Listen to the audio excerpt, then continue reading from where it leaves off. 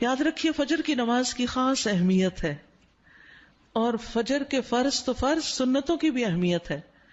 حضرت عائشہ کہتی ہیں کہ میں نے رسول اللہ صلی اللہ علیہ وسلم کو کسی نفل کی ادائیگی کے لیے، یعنی سنت بھی اصل میں نفل نماز ہے، ایک فرض ہوتی ہے ایک نفل، پھر جو آپ نے زیادہ تاکید سے پڑھی ان کو سنت قرار دے دیتے ہیں، اور باقی جو کبھی کبھار پڑھی وہ نفل ہو جاتی۔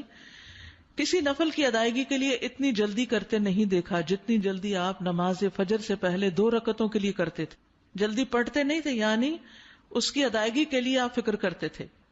حضرت عائشہ ہی سے روایت ہے کہ نبی صلی اللہ علیہ وسلم نے طلوع فجر کے وقت 2 رکعت نماز، یعنی فرض کی بات ہے یہاں، آپ نے 2 رکعت نماز پڑھنے کی شان کے بارے میں فرمایا کہ ان کو پڑھنا میرے نزدیک ساری دنیا سے زیادہ محبوب ہے۔ آپ نے فرمایا جو آدمی عشاء اور فجر کی نمازوں میں آ سکتا ہے تو اس پر لازم ہے کہ وہ آئے، اگرچہ اسے گھسٹ کے کیوں نہ آنا پڑے، یعنی گھٹنوں کے بل یا پیٹھ کے بل گھسٹ گھسٹ کے ہی آنا پڑے تو بھی آئے، لیکن آئے ضرور۔ کیوں؟ اس لیے کہ جو شخص فجر کی نماز پڑھتا ہے وہ اللہ کی حفاظت میں آ جاتا ہے۔ رسول اللہ صلی اللہ علیہ وسلم نے فرمایا جس نے صبح کی نماز پڑھی بس وہ اللہ کے ذمے میں ہے، اللہ کی حفاظت میں ہے، اللہ کے ذمے ہو گیا۔ بس اللہ تم سے اپنی حفاظت کے بارے میں کسی چیز کا مطالبہ نہ کرے۔ کیا مطلب ہے اس کا؟ یعنی جو اللہ کے ذمے ہے اس پر کوئی ظلم نہ کرے، اور ظلم کر کے اللہ کے سامنے جواب دہ نہ ہو، اس لیے کہ جس سے اللہ پوچھے گا، مطالبہ کرے گا، یقیناً اسے اپنی گرفت میں لے لے گا اور لے کر منہ کے بل جہنم میں پھینک دے گا۔ اس سے کیا بات پتہ چلتی ہے کہ جو شخص فجر کی نماز کی حفاظت کرتا ہے وہ اللہ کے قریب ہو جاتا ہے، اللہ کی حفاظت میں ہو جاتا ہے۔ کسی کو حق نہیں کہ اس پر ظلم اور زیادتی کرے۔ جو اس شخص پر زیادتی کرے گا جو فجر پڑھتا ہے تو وہ دراصل اس ذمے میں خیانت کر رہا ہے جس کو اللہ نے اپنے ذمے لیا ہے، اور پھر قیامت کے دن اللہ تعالیٰ ایسے شخص کو پکڑے گا۔ یعنی فجر پڑھنے والے کی عزت اور احترام لازم ہے، کیونکہ صرف مومن ہی اس کی پابندی کرتا ہے۔ بہت سے لوگوں کے لیے فجر کی نماز بڑی بھاری ہوتی ہے، وہ ایک خاص وقت سے پہلے نہیں اٹھتے۔ کچھ لوگوں کی اکثر ہی قضا ہو جاتی ہے، وہ چونکہ دیر سے سوتے ہیں تو صبح اٹھ نہیں پاتے، تو ان کی حفاظت اللہ کے ذمے پہ نہیں ہے۔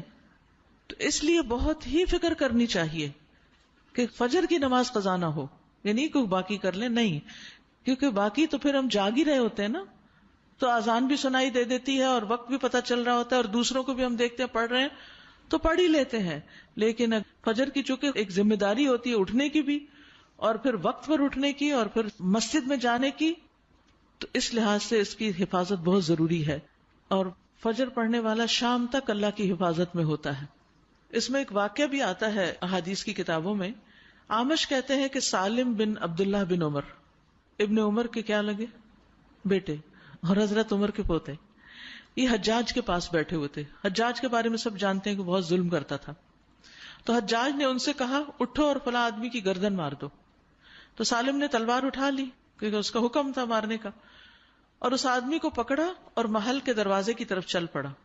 تو ان کے والد ابن عمر نے ان کو دیکھ لیا جب وہ اس آدمی کو باہر لے کے جا رہے تھے، تو انہوں نے کہا کہ کیا یہ واقعی ایسا کرنے جا رہا ہے؟ انہوں نے 2-3 بار یہ بات دہرائی۔ پھر باہر لا کر سالم نے اس سے پوچھا کیا تم نے فجر کی نماز پڑھی ہے؟ یعنی جس کو مارنے کا حکم تھا، کہا تم نے فجر کی نماز پڑھی ہے؟ اس نے کہا ہاں۔ سالم نے کہا پھر تم جس راستے سے جانا چاہتے ہو چلے جاؤ، اور وہ واپس آئے اور تلوار پھینک دی۔ حجاج نے ان سے پوچھا کیا تم نے اس کی گردن اڑا دی؟ انہوں نے جواب دیا نہیں۔ حجاج نے پوچھا کیوں؟ سالم نے جواب دیا میں نے اپنے والد کو یہ کہتے ہوئے سنا ہے کہ رسول اللہ صلی اللہ علیہ وسلم نے فرمایا جس نے فجر کی نماز ادا کی وہ اللہ کی حفاظت میں ہے یہاں تک کہ شام ہو جائے۔ تو ان کے والد نے ان سے کہا کہ سمجھدار رہو، میں نے تمہارا نام اسی لیے سالم رکھا کہ تم سلامت رہو، یعنی اللہ کے ذمے کے اندر خیانت نہ کرو۔ تو بہرحال اس سے یہ پتہ چلتا ہے کہ انسان سے بڑے بڑے حادثے، بڑی بڑی مصیبتیں ٹل جاتی ہیں جب وہ فجر کی نماز کی حفاظت کرتا ہے۔ اب تو الحمدللہ ہر شخص کے موبائل پر الارم ہوتا ہے، اور موبائل ہر شخص کے سرہانے ہوتا ہے، تو کوئی بھی یہ نہیں کہہ سکتا کہ میں صبح نہیں اٹھ پایا۔ 1 نہیں 2 3 الارم لگا لیں، 5 منٹ کے وقفے پہ رکھ لیں اس کو، کیونکہ جو شخص یہ 2 نمازیں پڑھے گا، بخاری میں آتا ہے وہ جنت میں داخل ہوگا. ایک اور روایت میں آتا ہے وہ آدمی ہرگز دوزخ میں نہیں جائے گا جس نے سورج نکلنے سے پہلے اور سورج کے غروب ہونے سے پہلے نماز پڑھی، یعنی فجر اور عصر کی. اور پھر آپ نے فرمایا ان نمازوں میں سستی نہ کرو اگر تم اللہ کا دیدار کرنا چاہتے ہو، اس طرح کہ جیسے تم 14ویں کے چاند کو دیکھتے ہو اور تمہیں کوئی دھکم پیل کا بھی واسطہ نہیں پڑے گا. یعنی جو ان نمازوں کی حفاظت کرتا ہے وہ اللہ کے دیدار کے قابل ہوگا. اور پھر بعض اوقات لوگ رات قیام کرتے رہتے ہیں، آخر حصے میں سو کے فجر قضا کر دیتے ہیں. کیا ہے تہجد کے لیے اٹھے تھے وہ آنکھ نہیں پھر کھلی فجر کے لیے. تو یہ نہیں ہونا چاہیے. عمر رضی اللہ عنہ کہتے ہیں میں صبح کی نماز با جماعت پڑھوں یہ مجھے اس سے زیادہ محبوب ہے کہ میں ساری رات قیام کروں. ساری رات کے نوافل سے زیادہ محبوب ہے کہ فجر کی نماز جماعت کے ساتھ. ہاں منافق پر فجر کی نماز بھاری ہوتی ہے، تو منافقت سے نکلنے کے لیے، نفاق سے نکلنے کے لیے اس نماز کی پابندی ضروری ہے. ابی ابن کعب کہتے ہیں ایک روز رسول اللہ صلی اللہ علیہ وسلم نے ہمیں صبح کی نماز پڑھائی. اس کے بعد فرمایا کیا فلاں حاضر ہے؟ لوگوں نے کہا نہیں.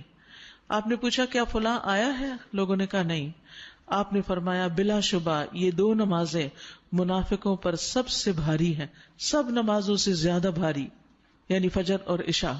اور اگر تمہیں معلوم ہو کہ ان میں کیا کچھ اجر و ثواب ہے تو تم ان میں ضرور آؤ، خواہ گھٹنوں کے بل ہی کیوں نہ آنا پڑے. تو اس لیے خود بھی اور اپنے گھر والوں کو بھی، اپنے بچوں کو بھی اس کا پابند کریں.